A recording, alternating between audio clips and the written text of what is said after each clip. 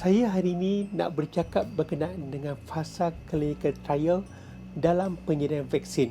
Untuk pengetahuan semua, sebab fasa clinical trial inilah yang menyebabkan kita dalam tempoh yang lama untuk mendapatkan vaksin tersebut. Sebab saya pasti ramai antara kita pada hari ini yang menunggu kedatangan vaksin, dan saya juga seperti anda menunggu kedatangan vaksin untuk mengelakkan saya daripada terkena penyakit COVID-19 ni.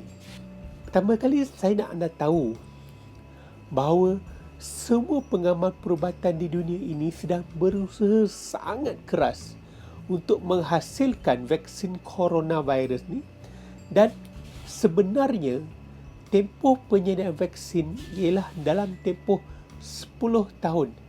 Tapi pada kali ini mungkin kita pendekkan tempoh penyediaan vaksin ini hanya untuk dalam tempoh masa selama 12 bulan.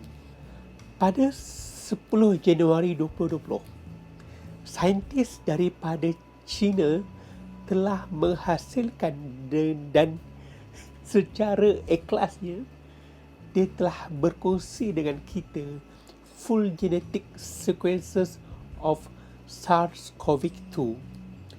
Genetik itu bukan yang macam dalam gambar ni yang kita selalu tengok, tetapi yang ini. Okey, daripada data daripada inilah yang akan digunakan oleh saintis untuk menghasilkan vaksin untuk menghalang penyakit COVID-19 ini.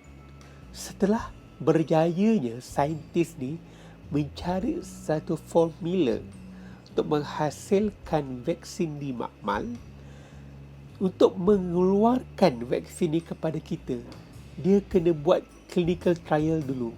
Sebab vaksin ini takut ada efek kepada mereka yang sihat pula. Okey, sebab vaksin ini sebenarnya bukan diberikan kepada mereka yang telah menerima jangkitan COVID-19, tetapi diberikan kepada mereka yang belum menerima jangkitan COVID-19 ni. Sebenarnya dalam clinical trial ni, dia ada 4 fasa utama.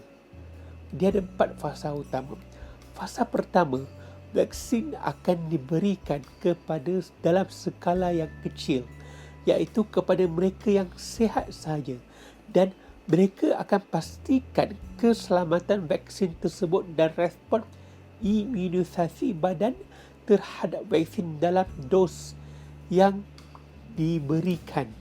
Okey? Sebab ini adalah batch pertama yang menerima vaksin daripada makmal. Proses ini mengambil masa selama 3 bulan untuk COVID-19. Tetapi dalam proses penyediaan vaksin sebelum ini, dia mengambil masa sehingga 2 tahun. Seterusnya kita tengok fasa yang kedua.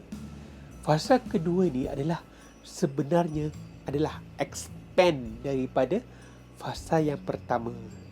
So daripada keputusan klinikal dalam fasa pertama, jumlah penerima vaksin ni kita tambah kepada lebih kurang dalam 100 orang.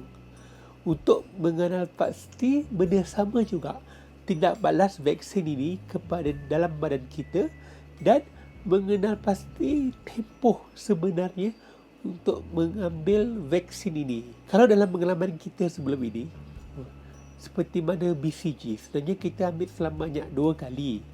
Tapi kita ingat mungkin masa kita dah 6-nya. Betul tak? Fasa ini, kita mengambil masa selama 2 hingga 3 tahun. Kalau yang sebelum ni lah, pengalaman sebelum ni lah. Tetapi untuk COVID-19 ni tuan-tuan, apa yang dibuat oleh farmasis, mereka cutkan kepada tempoh selama hanya 8 bulan sahaja. Fasa ketiga ni sama juga dengan fasa kedua, tetapi sebenarnya bilangan orang ditambah mungkin dalam jumlah sekitar 1,000 orang. Tujuannya sama juga, untuk memastikan betul-betul lagi keselamatan vaksin ini dan juga keberkesanan vaksin ini. Daripada dia akan gunakan result daripada fasa kedua juga. Dia akan check balik. Daripada fasa kedua, dia akan buat lagi fasa ketiga. Tapi untuk skala yang lebih besar. Okay. Fasa ketiga ini kan, dia mengambil masa selama 2 hingga 3 tahun. Okay. Tetapi COVID-19 ni, untuk COVID-19 ni, daripada pembacaan saya, fasa ini mungkin kita skip sebab kita gunakan sekali dengan result fasa yang kedua. Sebelum kita pergi ke fasa keempat, dalam fasa ketiga ni kita hantar result kita untuk kita dapat kebenaran sama ada vaksin ini selamat digunakan ataupun tidak. Okey, jika dibenarkan dan uji kaji ini berjaya dan betul-betul berkesan, barulah syarikat pengeluar vaksin ini diberikan lesen pemasaran vaksin ini. Untuk tempoh masa ini, dia mengambil masa hanya sebulan 2 bulan. Yang lazimnya sebelum ini, kita mengambil masa selama 1 hingga 2 tahun. Dalam penyediaan vaksin ini, last sekali adalah fasa yang keempat inilah. Okay. Fasa keempat adalah fasa di mana vaksin ini boleh diberikan kepada semua orang tetapi secara terkawal. Dia tak adalah macam Panadol, kita boleh beli di farmasi semua, tak. Dia adalah secara terkawal sebab dia masih lagi nak mengambil segala info dan tindak balas vaksin ini terhadap diri kita. Mungkin waktu ini baru kita boleh dapat vaksin ini. So, jumlah keseluruhan tempoh masa daripada fasa 1 hingga ke fasa ketiga untuk clinical trial saja, dia sudah mengambil masa selama setahun, dan ini adalah prosedur yang perlu dibuat untuk keselamatan kita. So, jangan risau tuan-tuan. Jangan rasa macam benda ni kenapa lambat.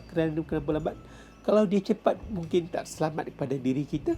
Dan itu adalah tempoh yang paling singkat yang akan dibuat oleh para saintis untuk memastikan vaksin itu selamat untuk diri kita. #jarak sosial dan #cegah COVID-19.